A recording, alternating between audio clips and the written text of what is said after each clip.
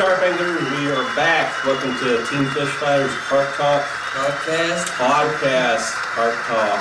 James Sanders. Howard Pearson. How you guys doing out there? So, how's your week? It's been pretty good, man. Went to the hospital the other day, man. That's pretty much why we're doing this now. Because I was in the hospital, man. They gave me a shot that kind of made me kind of woozy, you know. So I didn't end up making it. So I appreciate you guys. Originally we were doing our video shoots on Wednesday, but here it's Friday, but that's fine. Better late than never. Why did you get that? What did you go to the hospital for? I've had ingrown hair before. You know, some people's. You know, I had a hair that grew in instead of grew out. And it's underneath my arm, and it's been like that. That's very unusual. I never heard of it. Well, I had one before on my tailbone. Yeah. And I had to have surgery, and I was down for like 3.5 months with that. Jeez, Lord. You know, shout out to my woman, man. She Amy, good job. She really took care of me, you know, and people just don't know what it's like when you have surgery on your tailbone. So. Wow. So mine wasn't too bad. It was all right. Just another week. Busy. With bottom of your base, left and right, man. That's a good thing, though. It is a good thing, you know. It's the product's gonna move if it's good. You know, if people are using definitely it. Keep you busy. Obviously, we've used enough of it, you know, and shown enough that it works, you know. So. Right. So I got a joke. What's the joke's gonna look like this week? All right, here we go. What did the fish do when his piano sounded odd? You got a tune-up? He called it piano tuna. A piano tuna? Piano tuna, okay. And I got one more. And which fish dresses the best? A trash fish. Because it wears a trash bag. No, the swordfish. A swordfish. It always looks sharp. That's alright. They're getting better and better every week. No, they're not. No, they're not. They're just corny. Well, you need to find some, I think it's time to look for some carp jokes. Yeah, well, they haven't got carp jokes. No. How do you know? You gotta look, you gotta try to find them. They're out there. England's probably the one place that's got the carp jokes going on, probably. I mean, I'm sure they probably do. You know, they're a lot further in this, in the carp world and stuff like that more than we are. Yeah, definitely are. We're way behind. Yeah, well, hopefully we'll catch up one day. I mean, we're trying. We're trying to bridge the gap, but you know one day at a time. Our guests of the show. Got two guests with us Two today. guests of the show. One, Wayne Boone and Sean Manning. Wayne's from California and Sean is from Texas. So we've got the whole continent thing going on right here. How you guys doing today? How you guys doing? Hey guys, thanks for having us. Good to be here. Yeah, great. I'm glad you guys came. I tell you one thing, I'm just going to throw this out there a little bit. I am so impressed the way you guys doing stuff for the carp community. I mean, I always heard of you guys. You know, I've seen a lot of stuff from the Carp Sociality, American Carp Sociality, and wow, I mean, and after me just stalking your guys' Facebook and So you're a stalker now? I am a stalker. Yeah, I'm like, it's probably not the first time, fellas, huh? I'm getting really worried. yeah, it was. I was saying to Sean last night, what's going on? I'm like a big fan now. I'm like, oh my gosh, and especially you know, Sean, you do podcast shows too, and Yeah, we have a show we do every couple of weeks. It's a lot of fun. Yeah. It's a lot of fun. You know, you guys know it's great fun to talk carp and to get some interesting guests on, and you can have a lot of good laughs and stuff as well, which is important. Yeah, for sure. It comes with the territory. Good laughing and some big fish. So I guess if you want, why don't you guys tell us about yourself? You want to go ahead and start it out, Sean? Tell me about yourself a little bit. Yeah, well, Wayne and I came over from the UK together. Oh, nice. Decades ago. No, we came over in the late 80s. You guys can't be nothing but like 23 and 25, right?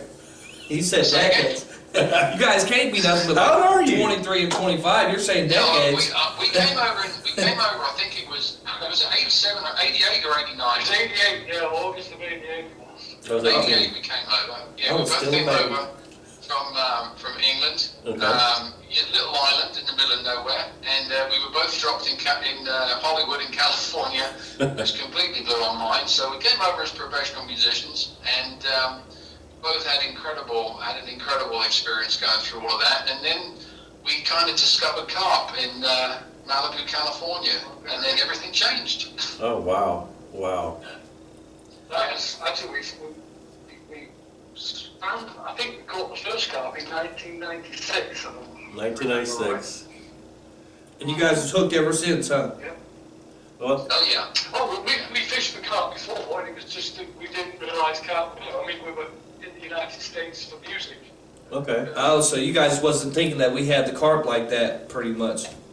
We did not even think that there were carp here because all of the fish that when Wayne and I would go fishing together, Right. we'd get together to get our heads out of the music industry for a while and just go and relax and have a cup of tea and, chill out and that type of thing. And all the fish that you have in the rivers here, in the lakes, we don't have them over in England. We don't have like catfish like you have, like blue catch. We don't have bluegill. Yeah. We don't have bass. And so there was no reason for us to think that there was any carp over here. And then I think Wayne caught the first one. Yeah. And we looked at each other and we were like, oh my goodness, nobody fished for them over here. It was insane. Yeah. So I what? went home all excited, and my wife said, what's up? We found carp. She goes, oh no. She said, "Oh no." I thought. And I was like, no. She's now moved away from England just to get away So from let me the ask you guys a question real quick. When it comes to like carp over from where you guys are from in England, obviously, you say you guys don't have a lot of fish. So you guys just have abundance of a lot of carp over there, mainly. Yeah. I would say, yeah, it's changed a lot, because, we're talking over 3 decades ago now, so that even the sport has changed a lot, even over in the UK. I mean, there were always carp there since the, I think, 14 and 1500s. Oh, wow. Wow. But just in the last 40 or 50 years, I'm sure I'm correctly, if I'm going slightly adrift here, the focus has been on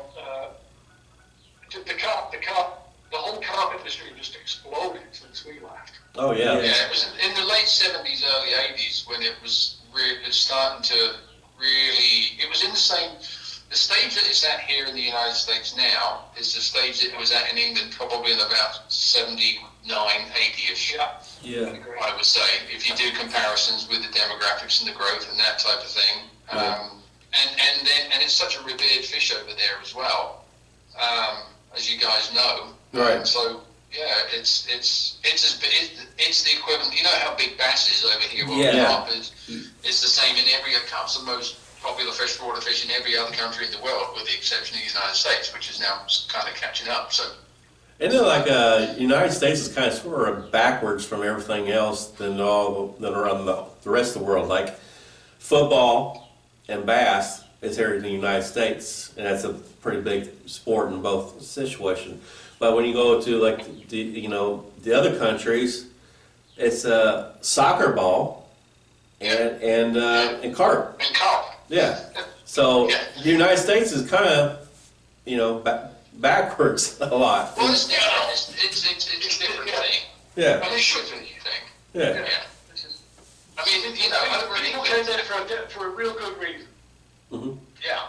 And they brought the carp with them, Wayne, didn't they? Right. The Yeah. So we'll drop some of these in here. yeah. Well, of course, they got a little bit of history. They said the carp came from brought from different countries and brought here to the United States back in the Civil War. Yeah, I believe it was in 1876, and there may have been a few in California. Yeah. And A decade or so before then, yeah. but But that soon followed after that was the biggest stocking program, all performed by the US government. Yeah. That's ever been anywhere. yeah. Because the people, I read, it's been a few years since I read on this, but people immigrate or moving west, and they're cleaning out the rivers and the lakes, so they had to move quick. Yeah. Because that was the main staple, I believe. Oh, And in fact, it was like that in England. I mean, they were bred in England by the monks for food, originally, centuries ago. Yeah. yeah. So, 'Cause I noticed a lot of like it's the same the, thing. I noticed like a lot of like the Asians and shit, stuff like that. They You talking about Asian carp or Asian people? No, I'm talking about Asian, like Asian and Korean people. Oh, like, okay, gotcha. in their villages, they have these water streams that run through their houses. Oh, They do. Constantly. They can't clean the water. yeah, Yeah, exactly. and they wash their dishes in this water, and then the carp come in after that, and most of them are like koi, like big, huge koi. Yeah. And they'll come in And and the they'll water's crystal clear as well. yeah, it is. It's very crystal clear, and like you see them washing their dishes, like washing the extra rice. I That think was I've all. seen that YouTube video. Yeah, you But see the I rice.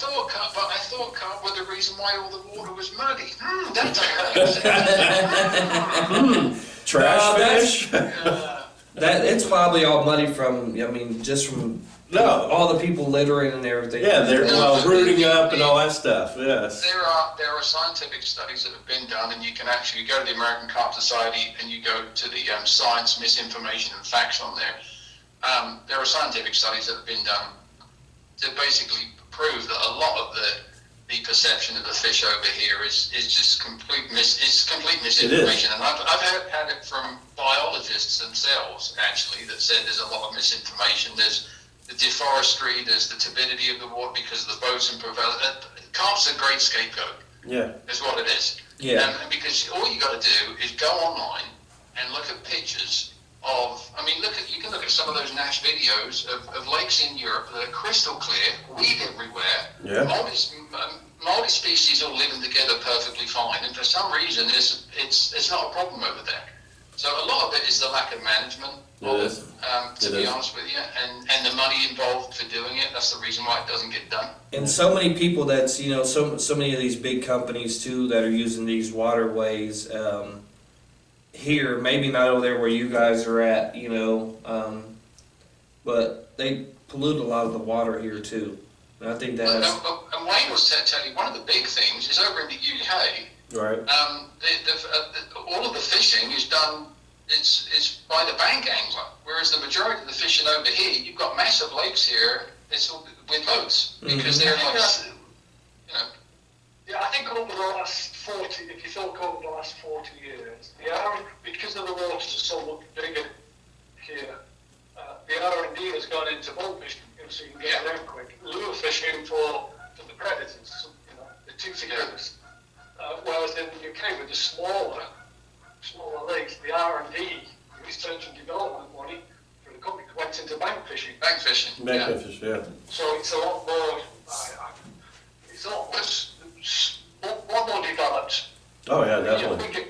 We catch it up getting out, which is wonderful. But I tell you what, it always made Wayne and I laugh when we turn on the TV on a Saturday morning over here and you watch like Bill Dance Outdoors or these guys and I was a fan. boats, the boats they were being over here for us was like a drag boat or something. Yeah. And they'd be tearing across. The thing is, what killed me is they'd be tearing across the lake to get to the other side, and then they'd be flipping about 10 feet from shore. Yeah. What the bloody hell's going on here? So we both kind of looked at each other, scratched our heads, and said, "We've got to do something about this because these American anglers over here, they're What's wrong with them? What are they doing? They've got an incredible opportunity that they're missing out on, but we've got to tell them about it, right? Yeah. So, I'm just saying that you kind of imagine two greenhorns straight off the boat looking at this. Wow. But we enjoy it. I mean, we did a lot in that little lake in Malibu we used to escape to from our day gigs. We did yeah, a we lot. fished bass and catfish up there. It's great. Yeah, we really enjoyed it. Yeah. We're on two. But then again, guys, you're talking about two guys that literally were dropped off on the boat here, and in England, there's like 3 flavors of ice cream. There were then. It was like chocolate, vanilla, and strawberry, and then we saw this thing called Baskin Robbins, and 32 flavors, whatever it was, and we couldn't believe it. We were flipping through like 200 TV channels where we only had 4. It was insane. Different world. Big difference from living there and then coming over here. Oh yeah. At that time, Yeah, and that's why we came over. We dropped over here and we're like, this is bloody wonderful. We're going to stay, you know. What was we doing all them years over there besides carp fishing? Well, it was just very, very, very different, and you could see, and with America too, with the opportunities. I mean, this is such an incredible country. Yeah. And Wayne and I always said, and I'll still say to this day, a lot of, that's why when a lot of people that emigrate here from another country, they realize how incredible it is here because we've seen the other side of it, so to speak. You know what I mean? But And I think that's the problem. I think that's our problem. You don't necessarily, you can take it for granted. And the same as us with, in the UK. But yeah, it was just it was the right thing for both of us with the timing and everything, and we couldn't be happy with the opportunities, the waters that we have over here in the USA, and the wild fish too, because the positive of it here is you can go to a 25,000 acre lake or whatever that it may be, and you could be the only carp angler on there. Oh yeah, definitely. Yeah. You could go to a 3 acre lake back home, Wayne, couldn't you? And there'd be like 15 of you on it. You're fishing for, one of a dozen fish. Yeah. It really could be that.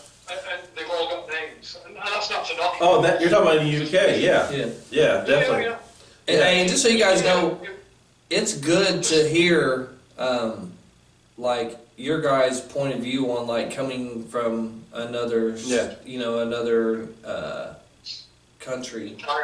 Another country, then to come here, and be able to see them opportunities, because a lot of the Americans here, they It's taking a lot for granted. they take a lot for granted, That's why everybody moves here. Yeah. Nobody's leaving here to go anywhere else. Everybody bloody wants to move here. That's the reason why. But it's just good to hear that from somebody, that's actually been on the other side. that's been on the other side. Because me personally, like I've never been on the other side and had to live like that, where I only had 4 channels and and stuff like that. So it's kind of good to hear. Back in the day, I had 4 channels back in the 70s. But I'll tell you what, though, Wayne will say the same thing. There's an awful lot to be said for having just 4 channels and having to have an imagination and having to get out there and create something. It reminds me of being a kid. Yeah. That's what it sounds like to me. There's positives in both of it, which is the reason why Wayne and I both love England as we love the United States for what they are. They're both 2 totally different places and they offer different things, Yeah. Do you guys go back to England to visit? Oh, yeah. Family, yeah. Yeah. Okay, like once a year or twice a year, or? So do you guys ever go back there to fish at all? I fish when I go back, I do. And I fish when I go back too.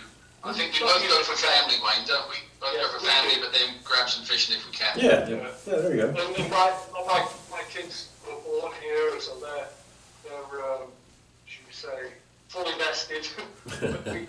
we always take them back to see the grand folks. Well, there you go.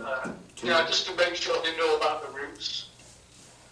So, That's important. when did your passion started for carp fishing? And Wayne or Sean, one of you guys can go first, and then follow. Go ahead, Sean. Well, I was, in England when I started, it wasn't just about carp. It was silver fishing when you were sort of 5 or 6, and I was lucky enough to have a dad that was a sportsman. We lived in the countryside, so I was raised shooting clay pigeons and fishing and that type of thing. So I've been fanatical about fishing and biology. I wanted to be a biologist when I was a kid. That's awesome, really. From about the age of 6, and I'd always be at the water. Wanted to get under the water, in the water, with a net, with a jam jar when I was a kid to catch and fish, and it's just always been a huge passion of mine. Always been a fascination, and I could never, whenever there's water, it's like, no, I'm still driving along, and my neck will turn, and my wife will be like, keep your eyes on the road, because it's a lake or something. I'm driving by, going, oh, that'd be nice, wouldn't it? But the whole, for me personally, the obsession with carp actually really happened in the States. I was more of a multi-species angler in the UK. Oh, okay, gotcha. Yeah. Now, does the UK also do a lot of what's that one kind of fishing I'm thinking of? Where they use Fishing? stick? I don't want to say stick fishing. Oh, pole. Yeah, where you extend the pole out and retract back and forth. Match fishing. Yeah. That's what I'm talking about. Do you guys do a lot? Do you guys do any kind of match fishing? I didn't use a pole. I'm always been a rod and reel guy. Right. Okay. And I've got my, if I can say this, my ass handed to me a few times because I wouldn't switch to a pole. It really is, you know, when you're back fishing, it's a deadly technique. It's correct. Yeah, I'm the same. I've always liked fishing with a waggler. Right. Float fishing was probably my favourite. I was raised doing that, and I still like to catch For a carp? carp over here. Yeah. You talking about for carp, like float Oh fishing? yeah, yeah. Oh yeah. I'm sorry. I kind of got off the subject here. Hey, when did your passion start for carp fishing? None of my family direct family actually fished. The one, I think it was, I think it was about 11, maybe a year or so early. But my uncle took my brother and myself up to Scotland, Okay. and he bought us a fishing rod. Oh. And it just caught a fish, and it was just magic. You know, it's like Sean. I always used to go around the streams because my house backed off into a little country area. Okay. And the stream going through with a bunch of sticklebacks and minnows, frogs. You know, so you get frog spawn, you get snails, all that sort of stuff. Oh My wow. mum and dad always just, my mum and dad always just go crazy. Bring this bag over and this, where are you going to put those now? I said, So we'd have a little fish tank and keep them there for a week or two, and then we take them back and release just to look at. But Sean said earlier, when we were growing up, carp was something, fishing for carp was a specialist. Okay. Pursuit, if you like. And you work your way through the silverfish, meaning the little roach, gudgeon, dace. Going up, you try fishing for perch, same as a yellow perch here, pike, golden pike, something to that. And then when something once you prove yourself to your crowd, your crew, people, somebody would take you under their arm, come on, we have to take you under this carp water.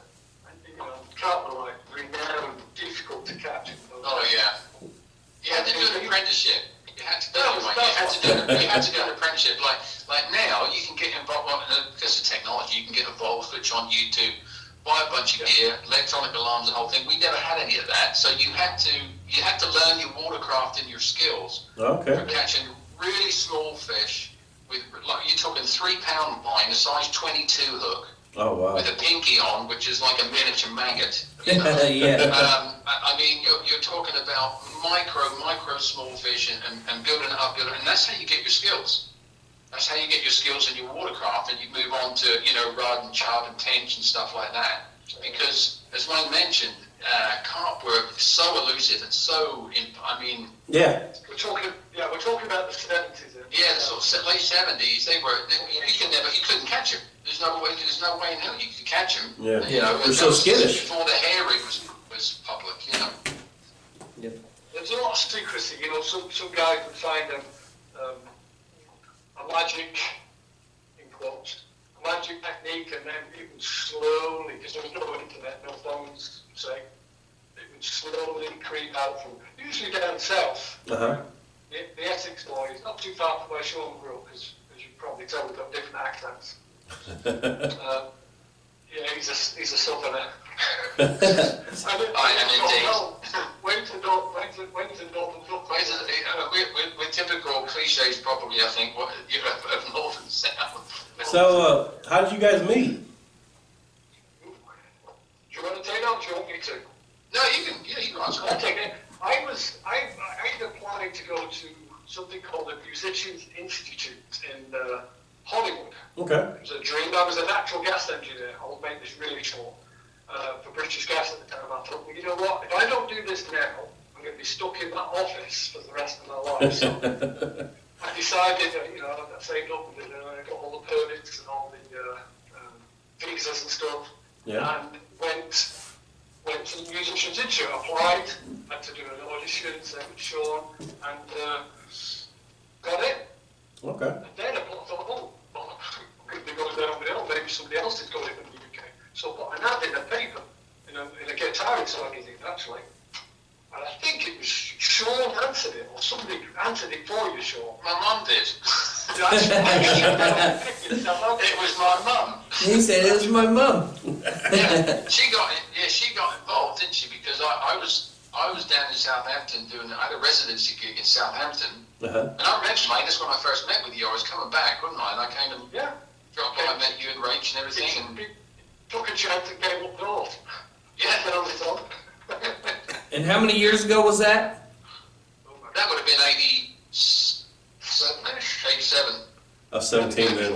You, how old you? I was like 6. I was like 6. I was 17. How old are you guys? Well, I was 17. I was 17 at the time. Okay, there you When go. I came over, I was 18. All right. I was 25. So you guys came over here back in the hair band days, the heavy metal. That's what we were involved with. Yeah, that's the, I'm sure that's the Molly Crew and Guns N' Roses and oh yeah. All right. Next, I got another question for you guys. In your guys' opinion, and this is for the people that's actually out there watching, obviously us too, though. In your guys' opinion, what do you guys think that someone can do to make them a better carp angler? For me, Either one of you guys, or you guys can both chime in on it. You go I'll first. do a quick one. Okay, go ahead, I Wayne. spend a lot of time on the water just watching. I mean, it's the old cliche. Sometimes, Sean and I used to go and we used to go with a marker rod. We didn't even take any fishing rods. Oh, there you Just go. watch. We'd spend the whole day, sometimes multiple days, just trying to find that area, find where the fish are. Because, again, as the old adage goes, 1 hour in the right place is better than 3 days in the wrong place. Yeah, for sure. So it's learning for me, it's learning the habits of the fish. Yeah, in that area. In the area, on that lake, you might learn one lake, go to another lake, and it's totally different. Yeah. So that's my advice. I would say, along the same lines as Wayne, spend as much time possibly as you can at the water without a rod in your hand, initially. And then also, learn how to fish with a float before you even worry about alarms and everything else. Learn how to fish with a float, with light line, and a can of sweet corn and some bread, and that's it. Can you go into... Sorry, I don't mean to cut you off. Can you go into a little bit more detail for the people that's going to be watching this when you're talking about a float? Because when you say something about a float, I'm thinking about like bobber fishing for... No. Yeah. No. A European float is like a waggler. It's very thin, usually about 8 to 10 inches in length. Okay. You fish with 8-pound line. You can fish direct all the way through and use like a size 12 hook. And the floats, and there's sections on the American Carp Society website that describes how to shot the float and that type of thing. And so you're looking at this almost like a matchstick, but orange, sticking out of the water. Okay. And the bait is just hitting the bottom, and it's free flowing. And if the float is shotted correctly, because you use split shot all the way down the line, if it's shotted correctly, you can blow on the top of a float and it'll go under. So it's incredibly sensitive. Yeah. It's incredibly sensitive. And so fishing with a float in the margins with sweet corn and bread, and all you got to do is get some Wonder Bread, mix it with some water, so it's a big slush, okay, with a handful of sweet corn in there, and chuck it out, and it will cause a lot of commotion in the water. The bluegill will come, the bass will come. That will bring the carp in, and then fish, and it's all the activity on the lake bed that will bring them in, and they're there anyway. The carp, you see anglers like trying to cast 100 yards. Most of the big fish are about 20 yards from the shore, 9 times out of 10. Yeah, in the mornings and in the evenings. And learn how to fish with a float. Direct with light line. Learn how to fight the fish on a light rod. And I think the equivalent out here is probably, what is it, Wayne, like a steelhead rod or something like that? You'd probably fish with. Because you want a longer... I can't honestly say on that. You want a longer rod, because the float rods we fish with are sort of 12, that's like 13 foot. Right. Yeah. But they're only like a pound and a half test curve, whereas, your average carp rod now is like 3 3/4, 3.5 pounds, 3.25 pound, that type of thing. And what you're doing is you can go in numbers. So, for example, if we were to fish together in a body of water that we'd both never fished in before. To catch numbers, I'd go with a float rod any day of the week and get numbers and catch a bunch of 10 to 12 pound fish. Like you can bag, 20 or 30 in a session. Yeah. And so you're catching fish, and your eyes are trained on that float, and you have to feed the swim, and continue to feed the swim, and then the bigger fish will come in. They'll hand back to start with. So float fishing and spending a bunch of time observing, and then also hanging out with guys that have been doing it for many, many, many years, and being nice to them, and then they'll tell you this. He said it'd be nice to Be nice to her. I like to cheat on that, and I go to a pond or a park lake where everybody feeds the ducks. There you go. That's the way to do it. Yeah. Now that's even in the states like California where it's illegal to chum. Yeah. There's some places like that. Yeah. Yeah. It's most of the trout states, the western states are the same as that, and it's not bad, it's not dirty, but We had Amy. What you was can her find name? somewhere where Amy the park goes to feed the Mirage ducks. We had, They know who they are. yeah, I know. We had Amy Dombrowski. We had her on there, and she was telling us about how chumming is illegal where she's from too. I think she's from You California. know who Amy we're talking about, don't you? Amy Yeah. Dombrowski, I The think. director of CAG. Yeah. Yeah. Yeah. But it's on you on the next one, Cap. Okay. So I guess real quick here, what's your guys' PBs on common and mirror? And buff, if you've ever caught one. Sure. Yeah, Sean. PB Common is 46. Shoo, man. That's a big one. From Austin Town Lake, and PB Mirror is 45. Man, At least That that was was from both. that was from the UK. definitely not a little man syndrome on that one. No, for No, sure. I think the big, I've had buck maybe to about 45. But Just that, get it right, mate. Just get it right. now the buck, of course, down Texas, buffs down there like crazy. I mean, there's 70 pound buff down here, so that's why I said, a 40, listen, and it's not about the size, because Right. a 10 pound, beautiful, perfect looking mirror I'd take any day, Yeah. But I was lucky enough with to have a session where just all the stars aligned one time with Wayne, and it was just insane. So it was, yeah. Well, I think Mr. Wall was on that session too. He was, yeah. He was on the end. Dave was on the end. I was in the middle. And, that was just amazing. But I think, Wayne, you're right. I think I had the advantage. I had those 13-foot parallel Harrisons. That's the excuse I'm using, and I'm sticking with it. I could get that to the other side, because there were boulders the size of cars down there, and there were bloody Wow. fish down there, weren't there? And actually, we caught so many fish, didn't we? 30 plus, so many. And then I was lucky enough to catch a 40, and I sat down and had a cup of tea, and I was like, oh, I'm done. I'm just going to sunbathe. And Mate's like, no, you get out there and put your rods out. He goes, you can't do anything wrong. And then 30 minutes later, I had another 44. wow. That's nice. It's always good And when you then I push the started to 40s feel in. really guilty. And I started to feel really guilty, and I thought Dave and Wayne wanted to both drown me. I'm sorry. I don't think I would feel guilty at all. I'll say, No. sorry guys. Bring out the red carpet for me. I think my biggest buff here is only like 26, something, 26. 27. But like when it comes to my mirror and my common's 33, Yeah. and my common is 34.4, and my mirror is 33 even, which both came from Del Hollow. Well, how about you, Wayne? You've had some massive buff, haven't you? Is that me? Yeah. Yeah. I done up to 56. Whoa, man. I did grass carp 52. Grass carp. See, that's another one. That wasn't on purpose, though. I think my common is 39 and my mirror is just short of 30.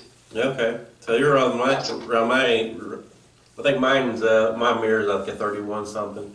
Now how big you said that a mirror carp? I mean not mirror carp, your grassy cost. How big was it? Yeah. 52. 52? That was from Lake. Now- Everlong. Now grassies, they almost, once you catch a grassy, they basically kind of like fight to the death, you know? That's how powerful they were. Now, was your 52 grassy, did it put on a really big fight at that bit? It came in really easy, and I was wondering. I had the experience to know that if I pull that fish out right now and put it on the map for a photo, I'm going to be in trouble. Yeah. So a buddy of mine, Richard Cervantes, poked it with the net, and of course, he said, "You ready?" So I had the touch loose, and that thing went off like a torpedo. I Wow. don't think he knew it was hooked. So then he went in and out a few times, and by the time he got to the mat, it behaved itself. Okay. That's the key with the grass carp. Yeah. If they come in too easy, You gotta talk that sweet loving to them. send them out again. Yeah. Yep. But I think there's the wrestling. I think there's an actual wrestling match between the grass carp in Virginia somewhere, knocking about on the internet. I keep getting the I don't see that. See that wrestling, you get your ass kicked again. Good question. Really? You asked a good question. Yeah, so it's a lot of fun. I'm not grass carp, are not my, so it's not really my thing. But when you Right. catch a fish, anything anywhere near 50 pounds, Yeah, I mean, deserves respect, right? I'm right there with you. I mean, I'm mainly just commenting and mirrors and all that stuff. I mean, it's nice to Yeah. catch a buff. Buff's pretty slimy in my opinion, but I love catching all three. oh yeah, I mean, we don't have a lot of mirrors here, obviously. Yeah. But, I mean, we do. It's just, you got to go to Del Hollow and stuff like that, to catch abundance of them. Or big ones. But this brings me to...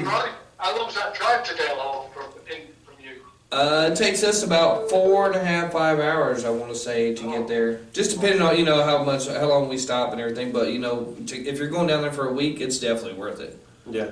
Especially if the fish, if you can get on the fish. Yeah. I've been down there for a whole week before and blanked, and then went back, and then came home for a week, and then went back another week, and then caught both of my PBs. So Yeah, one of my teammates right now is he's heading down there, Jimmy Sneed. Matter of fact, I'm going down there on the 17th. yeah. Yeah, can't wait. All right. I know there's a few of the guys had a slow week there this week. But Yeah. Goat Island, picking up now. going to Goat Island in Del Hollow.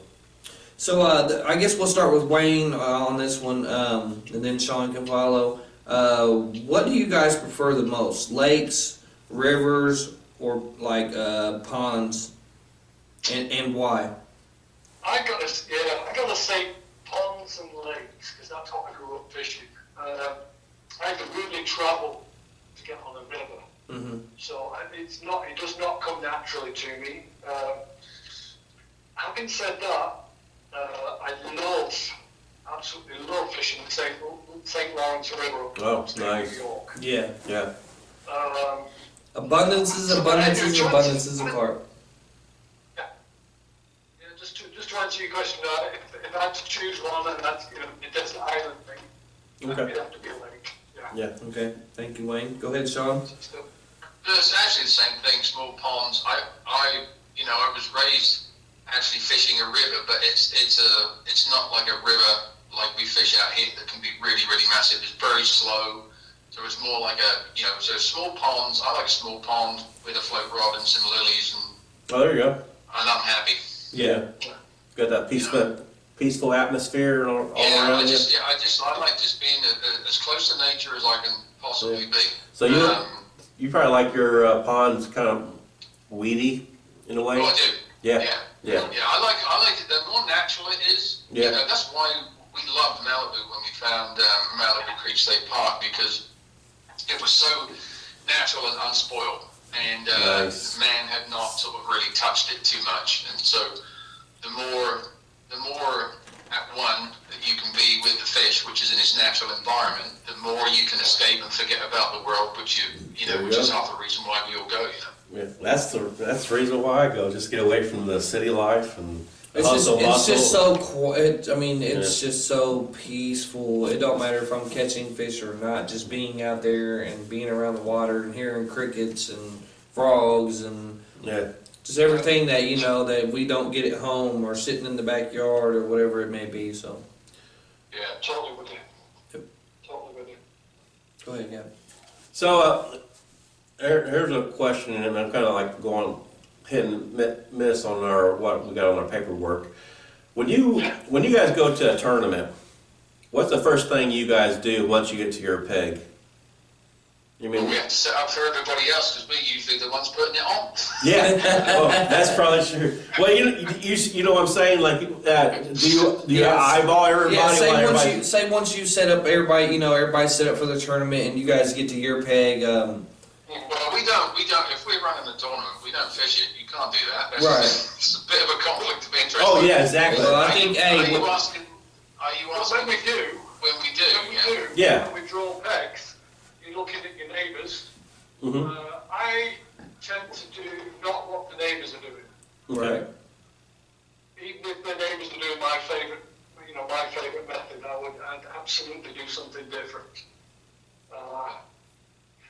Example, somebody's throwing a bunch of corn out, I will not entertain corn in my swim. I'd maybe do some range cubes, Okay. or a bunch of boilies even. yeah. You know, you can get them on boilies, you know pretty quick if they're on them right away. I love range coops.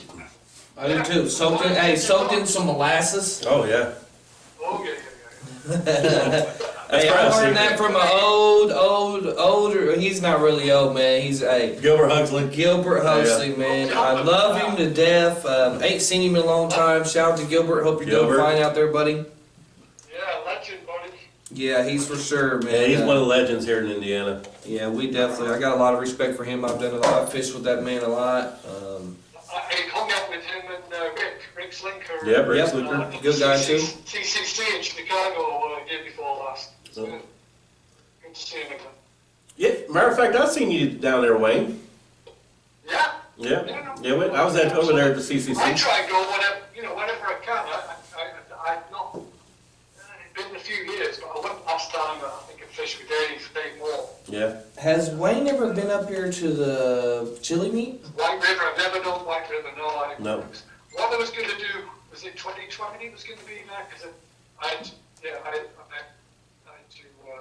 bring something back for the tournament. Okay. Yeah. So maybe next year. Last year, I was going to host the CCC because I'm the CAG chairman here in Indiana. Yeah, sure. Of course. Yeah. Well, the whole COVID thing happened, so and we couldn't find the right place and start the venue and all that kind of stuff. So basically, we had to cancel the CCC tournament. So I don't know where it's going to be at this year, but Well, it depends. For me personally, it depends how the next few months goes. But I'd love to go out and fish it wherever it is. right. I do a lot of travelling. Sure. What about you with the tournament thing? Yeah. Well, First get there. yeah, I mean, I generally don't. I'm not a tournament guy, guys. To be honest with you, Okay. I generally don't like fishing them. Just for me personally, because if I can get the solitary thing and the nature thing, but I think as Wayne mentioned, it would. I mean, it does kind of comes down obviously with the tournament, obviously with the draw, and I would probably take Wayne's approach. I'd use the less is more until the fish are actually there, because I think generally people tend to less experienced anglers will chuck a bunch of bait in immediately, and then you've got all this bait going in everywhere. Especially like if you got rivers and it's floating in your area, Yeah, So that's why you said I'd watch fish- what the neighbors are doing. Yeah. I'd probably fish. Well, if it's a tournament, it's about weight, total weight. Yeah. The first thing I'd do is I'd probably get a float rod out and Okay. start catching a bunch of 5, 8, 10 pound fish. They're probably too small for the for the rules if you have a lower weight. But if it's about numbers and total weight, I'll take a float rod against anybody fishing on the bottom any day of the week. Oh yeah, definitely. I can see And that just catch a ton of small ones. because they all I add up. remember actually a conversation with Wayne once. I was out there fishing in Texas and I really got into it and I said, oh my God, because I had a proper carp, a land in there. It was about 18 foot long, and it had a bunch of, sort of 10 to 15 pound fish in them. And I didn't even think about it, and I couldn't lift the bloody thing out of the water. I had so many on me. I was calling away, and I'm like, I'm just going to have to chuck a bunch of them back in so I can just get a picture of about 4 or 5 of them. Because the total, there's a lot of fish smaller with total weight. So, and that's what they do over in Europe. So if I could do that, if I could fish a tournament, I'd probably do it on the float. Oh, wow. Yeah. That's Okay. crazy. Want to get another question? Yeah, what kind of hook baits do you guys prefer as far as, obviously boilies, what size do you guys prefer? Short rope, that one. Boiling ice. I've done a lot. Over the past few years, we've done an awful lot of research into bait and fish, and food for fish, and working with Eric Mayberry, who's head of our bait development. I've learned an awful lot from him, and we work on, pretty much everything together. If you have a really high quality food source bait, Right. I will fish that on its own with nothing else any day of the week. Can you give our viewers a reference? Well, a lot of the baits that you can buy, they're commercially, they have to have a certain amount of preservative in them and a certain amount of color in them and that type of thing, for the mass production. But and like you can catch, as we know, we can catch a fish on a piece of plastic pop-up corn, or you can fish it on catch it on a pop-up. There's zero nutritional value to it. Yeah. Obviously for the fish. If you know anything, if you really know something about bait, and you have what I call a high quality food source bait, Like Right. high protein? the fish will literally wait for you once you've introduced it. And I experienced that because I was really skeptical about it, a number of years ago, and the more I learned about it from Eric. So a high quality food source bait, they will forage and seek that out over anything else. Once it's been established, once they know it is what it is. It's not the most instant bait all the time, and they're not necessarily the most colourful. But once those fish know what they are, they will seek them out. They will seek them out, and they will take them over anything else, and it will bring the bigger fish. You'll catch the bigger fish with it. But it's a little bit of a different approach. It takes a little bit of a time, sometimes to establish, sometimes not. But you get a high quality bait from me, boilies on the bottom any day of the week. Wow, nice. Nice. So, I'm gonna probably go. Let's talk about your American Carp Society. I'd actually be interested in hearing, Wayne, what would you have? What's your approach? Is a little bit different to mine. Yeah, I'm sorry. No, I'm a method guy, a pack bait guy. There you go. Through. I'm that way too. I love catching big fish, but it's not the be all and end all. In fact, I don't even weigh fish anymore. A little caveat to that though, if anything looked like it was a 40, it'd get weighed. Yeah. But but it's not something I post. I don't fish to post. Yeah. Yeah.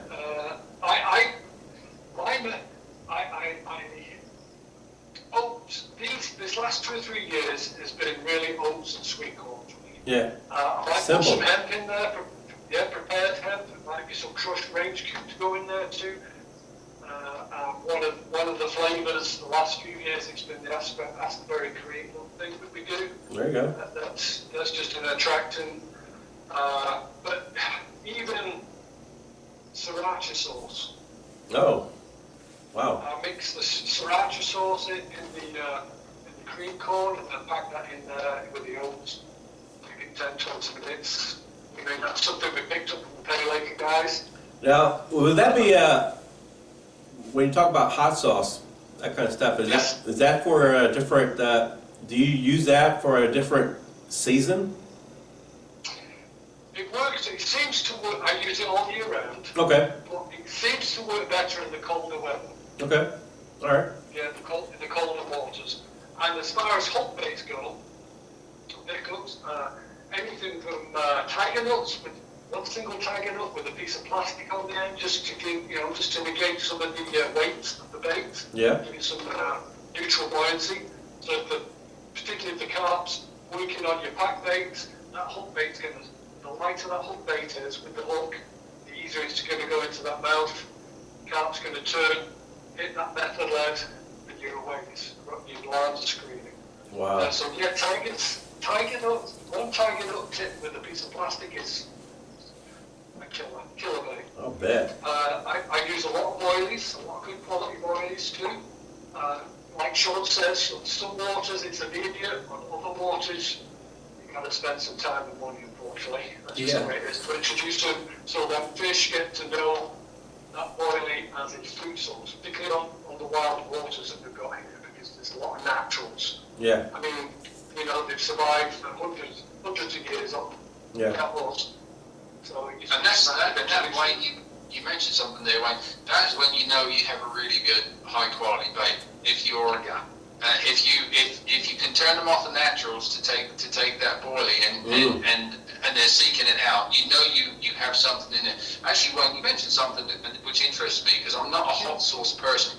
Does that sriracha sauce have any soy in it? Any soy sauce in it at all? no, it's not a salty one. You know what I do? I'm sure we can mention brands here, but I'm a Starbucks. I'm a slave to Starbucks. I have too much coffee. And their sandwiches, they have these little sachets, these little packets of sriracha sauce. And I always ask, how many packets are those? Well, I know it's hot because Betsy, my wife, she has it all the time, and that's why I've never tried it because I know it's like hot. And I'm such a bit crazy hot, yeah. Yeah. You can get it in the bottles too. Yeah. So, but anyway, the little sachets that Starbucks do of sriracha sauce, I collect those. Steal them, really. I'm sorry to say. Now, when you're going to have to clarify here because I can see a picture come on YouTube or Facebook with a packet hooked in the corner saying I haven't caught anything. Actually, you have to open the packet, pull the contents, squeeze the contents into the cream corn and stir it up. There you go. And then mix the cream corn in with the oats. Fun. Okay, let's get on to the next one. Yeah, go on. No, James, let's go ahead. You was talking to Sean about his, about their bait or something like that? Well, I was actually want to talk about your American Carp Sociality. Why don't you guys tell us a little bit more about that? About the organisation? Yeah. American Carp Society. Well, it's something that obviously we have a huge passion for. We have an incredible team now of people as well, not just Wayne and myself. We have Eric, who's head of bait development, Clayton Lothrop, who handles so much stuff for us, and we have Kelsey Coombs, who's our PR, who's doing outreach for us, and that type of thing. So we've got an incredible team of people that dedicate a lot of love, time, and passion to spread the word on the fish. We have members now all over the United States. We have fly members too. We have a specific fly membership. I was checking it out. I've seen that. That love the fish, and it's been growing. It's steadily growing, and our members are incredible. They support what we do. They're very patient with us because we are limited in terms of we're in a good position that we're limited, meaning that we can only produce so much. Like all the bait is handmade, and it's researched, and there's R&D done in wild waters for a year before we release it. We only release one flavor a year. That's it. We're not going to do 30 flavors a month. Right. And so we put a lot of time and energy into development, research and development, and trying to continually improve what we do for the members. I mean, there's a membership to it, and there are perks for the members, and we'll just continue to do that and try to get that word out as much as possible. There's a range of high quality tackle there. I didn't tackle that we've got on store. Anybody's interested in having a look. Yeah, that's what I was getting ready to ask. That you guys got an online store, don't you? We do. We have an online store. We have we have a specific American Carp. Everything we do here is American Carp Society products. So we have custom century rods. Nice. That are American Carp Society rods that are built. We have like I say, a bespoke bait range. We have our tackle products, end products. We have an increasing range of carp on the fly tackle on there as well. Baits, dips, sprays, all in the range, all researched and stuff that we've caught an awful lot on. We've been filming, so we've been happy about that. We do spend a lot of time on that. Yeah. How many flavors do you guys have? Two. Just 2 flavors? That's the Berry Cream and Mandela Gold. And Second year of production, so there's 2. When yes, Yeah. again in a year, there'll be 3. Oh, there you go. I got a quick question for you guys. I'm sitting here looking at some of your stuff that you guys have online and everything like that. With you guys, obviously, I'm sitting here, I'm learning stuff from you guys. Obviously, you guys do a lot of research on carp. What, in your guys' opinion, as far as like a pickup, what colors have you found out that carp see the best? for me, yellow and white. Yellow and white? Corn and bread, white bread. So, I can't explain why, but yeah, probably. Yeah, I'm right. So the answer that I'll give you, it doesn't matter as long as they are contrasting. If you have 2 contrasting colors, if you have a light color and a dark color, it's the contrast between the 2 that the fish really picks up. Okay. So if you fish a black and a white bait together, Right. in general, that will attach their attention and to just see if it's all one color, because they don't see colors obviously like we do. Right. They don't necessarily see red as a red and blue as a blue and Yeah, that's kind of what I was getting at. Yeah, and as the water gets deeper, then the light fades and the colors will become kind of nothing. So believe it or not, you're like in a deeper part of the lake, a jet black bait, a really dark bait will work and it will stand out. And if you combine, if you fish a snowman, if you fish like 2 boilies together, right, and you've got contrasting like a brown one and a red one, or a brown one and a white one, or a yellow one. I think you'll find, and buffs I know specifically from speaking to some buff anglers, I think you'll find that the contrast between the 2 that can prove to be successful. And that's where the white and the yellow comes in, because you don't get any white and yellow bottoms on the lake. Yeah. So what would you say for buffalo? What would be the best color pickup to use for buffalo? From everything that, and again, the answers I'm giving you comes from doing interviews and podcasts with guys that really, really understand them. Yeah. Buffaloes like smaller baits. Eric last year caught a buff just shy of 70 Nice. pounds. Nice. And that was on some of our tigers. Our tigers are small, our tiger nuts. A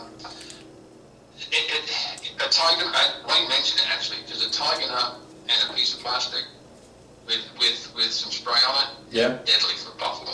Yeah. Wow. Deadly. Yeah, tiger nut with a piece of plastic on it. And, Because it will give us a neutral buoyancy, because the buffalo, they're so delicate. yeah, and they, like I fish for buffalo a lot. I mean, here in our, a couple of our home lakes, and they are very, very picky. They will spit your pickup out just as fast as they picked it up. Yeah. Especially if you don't have a hair rig on there or something. There's so much fun to fish for, guys, on a float, on a European float. Yeah. Because you can literally have a 20-pound buff, or because when you're fishing with lighter gear, and so anything up to sort of mid-20s, you could probably handle. Anything more than that, they'll, take you forever to bring them in. But they're so delicate that they will move that float. It will move just a few millimeters. But it's exaggerated because of the float. So you can see even the slightest movement, slightest bite with something like that being taken into the mouth. Yeah. I remember that. No, I remember that 56 from Austin that I caught. That was on. I think we're looking at that picture right now. Yeah, I think we're looking at the picture. We're going over the photos right now of all That the. was just. Is this the one where you got a little bit of waves behind you're in the lake?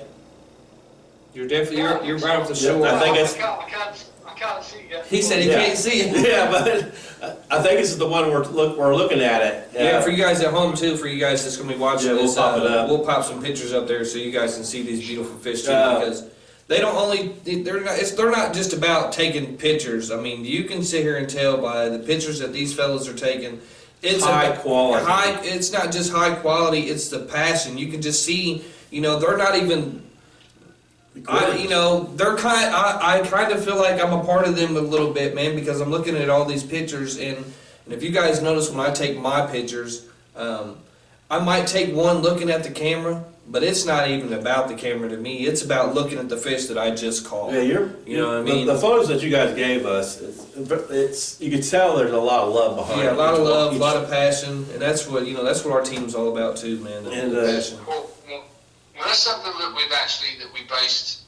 based the entire organisation on, and then our whole motto is like it's not about the angler. The fish is the star in Yeah. everything that we do, and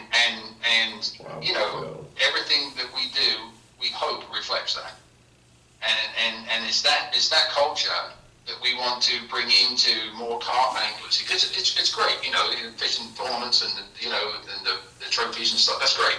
Yeah. But I think it's just a personal thing for me. The more that the anglers where it's about the fish, because and the photography is what is going to help Oh. to get this fish to another level of public acceptance. Because when you have an incredible fish and an incredible picture that it's framed in, you can't look at it, but you can't do anything but be impressed. Right. It's You kind of can't like look at that and say that's a piece of trash, because Right. it's not. It's incredible.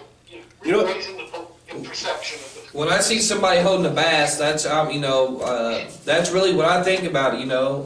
I think about a bass as being a trash fish because so many people talk bad about carp. yeah.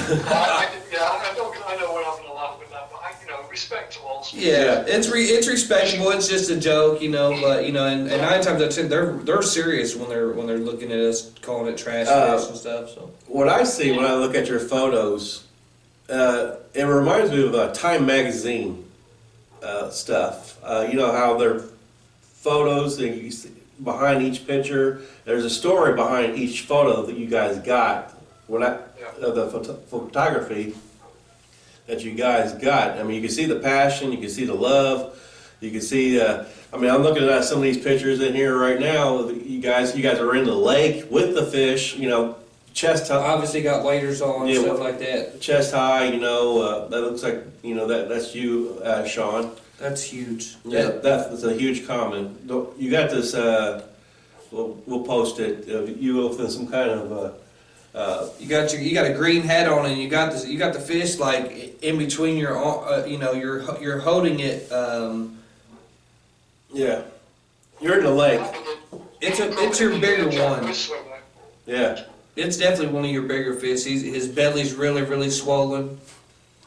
but Well, that's probably the 4610 from Austin. Yeah, it looks like a 46. Yeah. If do I have a hat on with a feather in it? yeah, Yeah. Yeah. feather. The green hat. I'm not seeing. Oh, I don't see a feather. I don't see a feather. But That's another one then. yeah, this is. But it's a Well, definitely. you've caught so many 40s, I shall say, Yeah. and 30s. But yeah, the picture quality you guys presents to everybody. You could definitely see the passion behind each one of these fish. I have to say, our members too. Yeah, your over this members. part, they have really stepped up. And we tried, and it was intentional. Wayne and I both intentionally said, look, we're going to lead it initially with photography just to make it stand out. Yeah. And to focus on the fish and We've had a lot of time to develop this. We kicked this off in 2002, I think it was. Wow. Yeah. There So you the go. American Carp site has been around since 2002. 2002. So that's when conceptually it kicked off. Yeah. So it's had a lot of time to develop and mature. Yeah, definitely. We're really happy with what's going on right now. How much does it cost to get into you guys' club? Your membership? it's $29 a year. 29 flat. Okay. Yeah. And if you go to the membership, page, I mean, you get in the membership page as a member, because you can choose fly membership or you can choose what we call Euro traditional. Okay. There's a new membership package that's given out each year, which includes merchandise, beanies, hooks, baits, samples, sticker pack, everything. It's kind of like what CAG We does. put a pretty significant amount of work in there. Yeah, I was gonna say, it seems like, Something that we'd be proud to have if we joined an organisation. Oh, yeah. It was important to both Sean and myself, and all the other team follow the same sort of methodology, if you like. It was important that we do what we want, what we'd like to receive. This is like, you treat others as you'd like to be treated. I guess that's the essence of it all. Do that as you want them to do to you. I think that makes sense.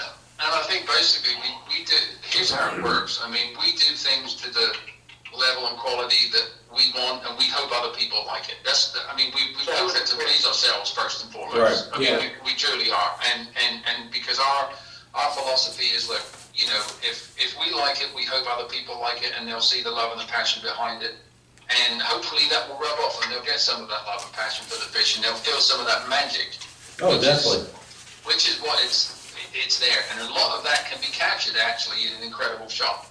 You can capture that magic in an incredible shot. And a lot of people overlook the fact that, because there's fish out here in abundance, you can catch a bunch of 20s, a bunch of 30-pound fish, that type of thing. But because they're so prevalent here, you can catch the fish, take a snapshot of it, don't give it a second thought, put the fish back, and there's no moment. Yeah. There's no moment. So, my encouragement to the anglers out there is you've been given a gift by even being able to catch that thing. There you go. Obviously, you're going to release it so other anglers can catch it as well. But capture that moment and capture that magic, because if you do that, that is what will help another angler go, I want to fish for that fish. yeah, and be a That's little bit more something successful. special. Very inspiring. There's something special there that just talks to me that I don't get from a picture of a bass, or I don't get from something else. So take the time to frame that shot and capture that moment, because at the end of the day, guys, That's all you got. Is gone. Yeah. It is all you have got at the end of the day. Create that memory. I got a photo, it's a 8x10 sitting on my desk at home, and it's me at Dale Hollow. It's not the biggest carp. It's probably a good 25 or maybe 24, 25 pounder.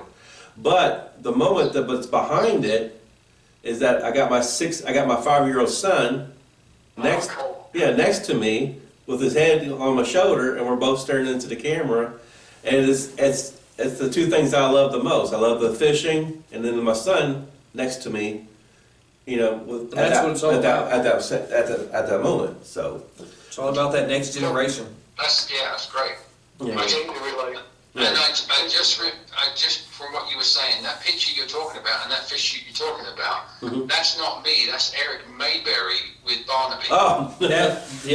Is it? That's Eric Mayberry Okay. with Barnaby, because we both have the same hoodie and we both have the same. Okay. Yeah, it's a black like a old school military hat. military hat, got black letters on. That's Eric Mayberry with Yeah. Barnaby, which was a few ounces over 47 pound, which was the namesake fish of the entire bait range, the Barnaby's Revenge bait range. So it just hit me when you were describing it. Yeah.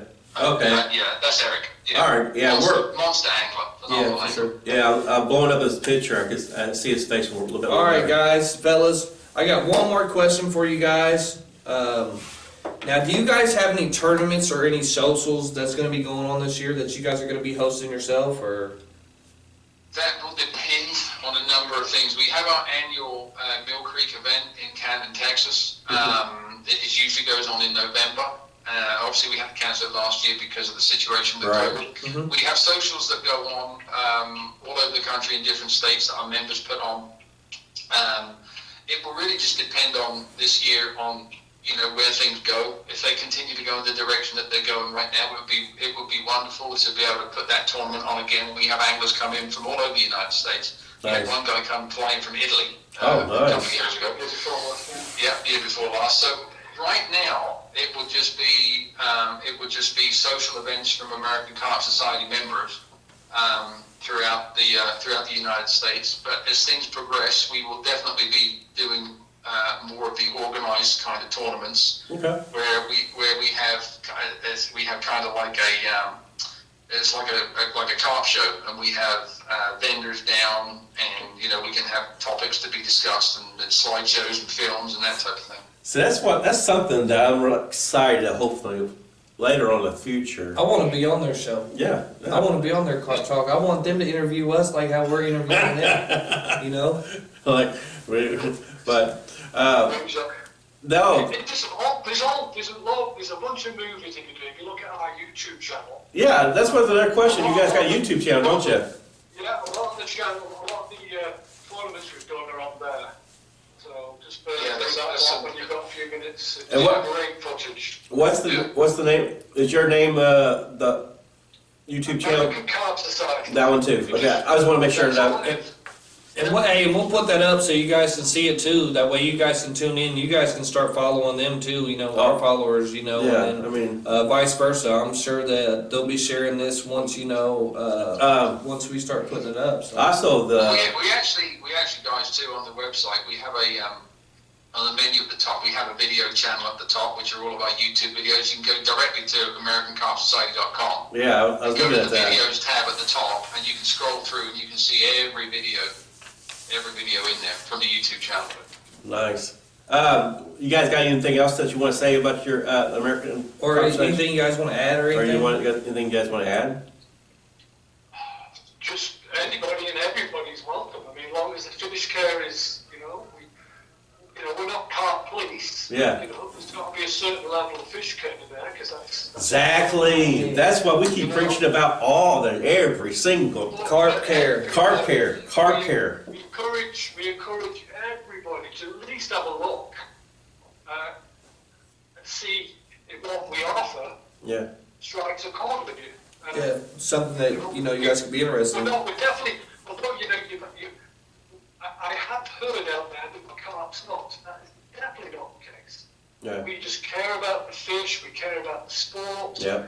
And we care about bringing the perception of this wonderful fish up in not just the carping world, but the whole angling world. Right. Yeah, Exactly. there's a number of things that we're working on now that won't be public for a few months, but that will affect every species. And So as Wayne mentioned, our love is for the fish, and Yeah. if you love carp angling, there's a home at the American Carp Society for you because you'll be amongst friends. The one thing that I will say is that we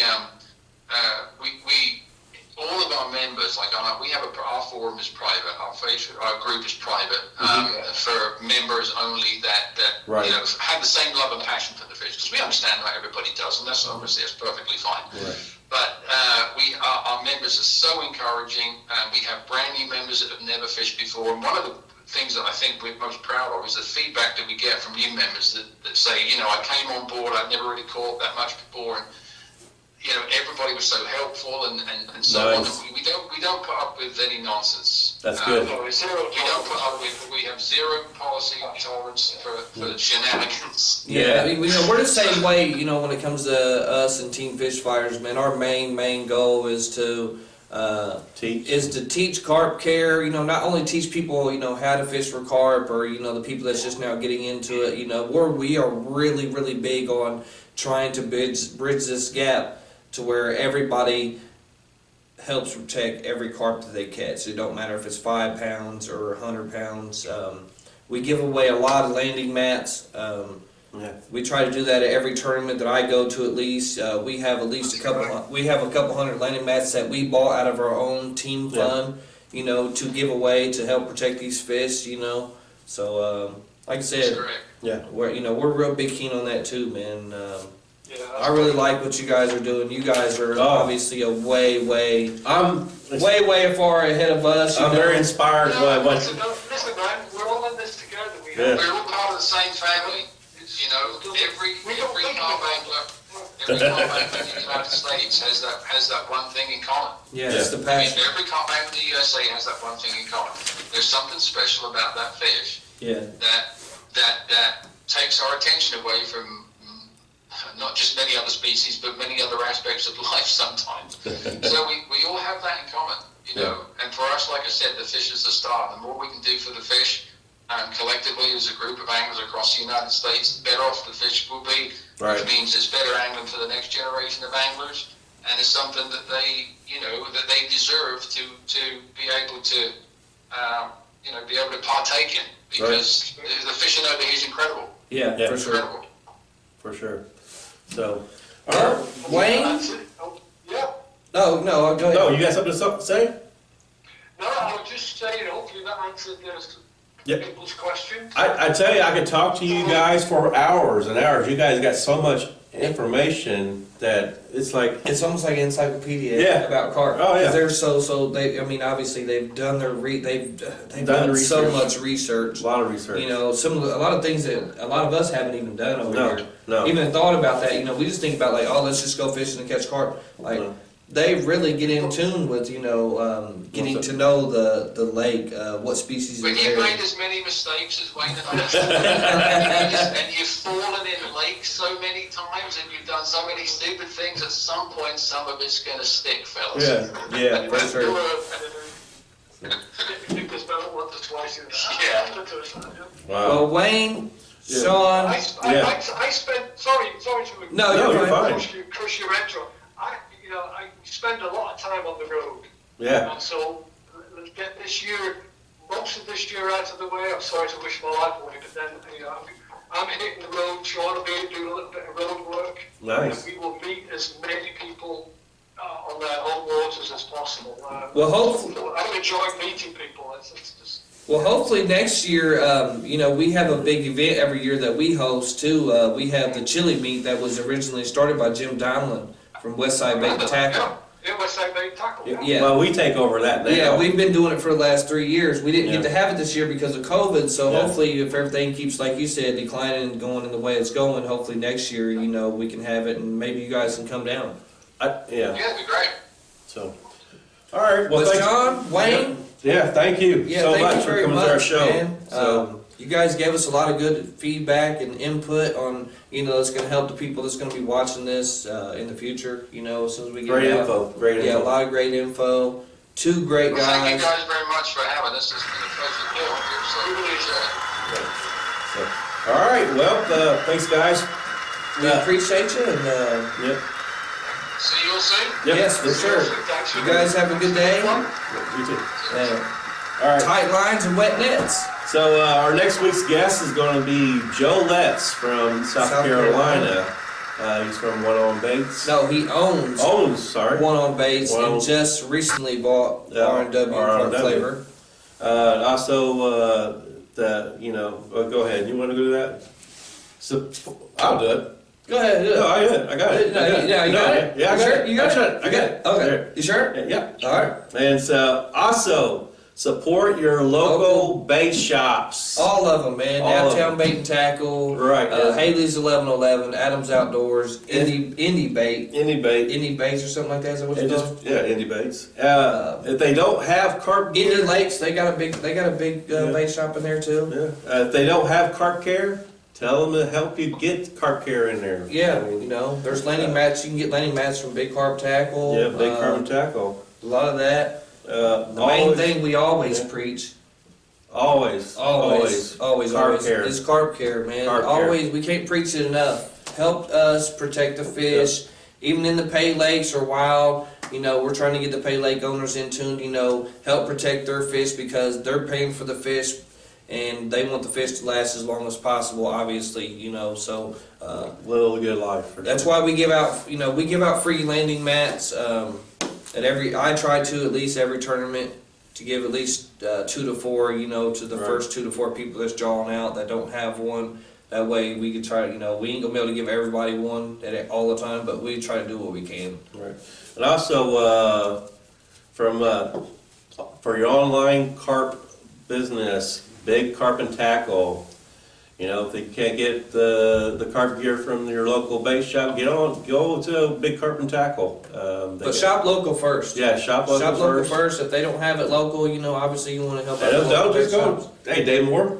You know? Yeah, David Moore. If you know, like I said, if they ain't got it in local shops, David Moore's probably got. He's got it 95% of the time. So. And also, you just heard here too, American Carp Sociality. I can't get that word out for some odd reason. Yeah, they got an online store. Check them out. Yeah, check them out too, man. And you guys be watching for this video to be dropping. It'll be out soon. And like always, please don't forget to subscribe to our channel. Subscribe to our channel. Hit that button. That way, every time we post something, you get that little ding that tells you, you know, we got a new video up. So you can notify first. Appreciate everybody tuning in, and don't forget to share this video. And we're out of here, man. Later. It's another one. That's a wrap. See you guys later. Lions, good luck. Yeah, there you go. Boom. Good luck.